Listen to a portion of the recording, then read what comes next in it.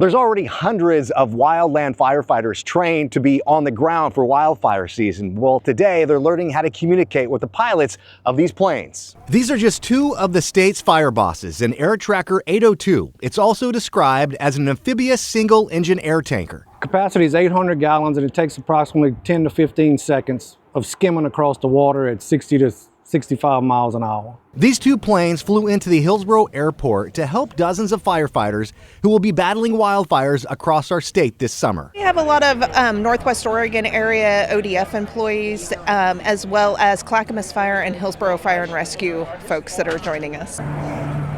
During this training session on Tuesday, they flew over Hag Lake to fill their planes with water.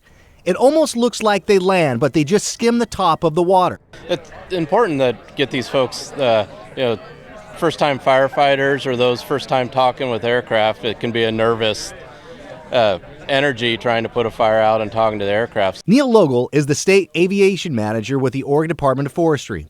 He says making sure the pilots and the men and women on the ground are in good communication is key. So getting this in a controlled environment really helps them feel more comfortable talking to the aircraft and understanding the back and forth language that goes on between our folks on the ground and the pilots. Wally Wabel has been fighting fires for over a decade.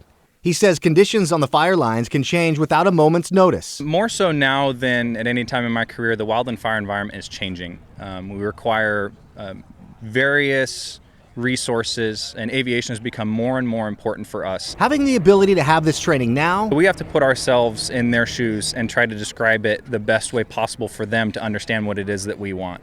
Will better protect themselves when this training turns into the real thing. At Hag Lake, Joe Ranieri, KGW News.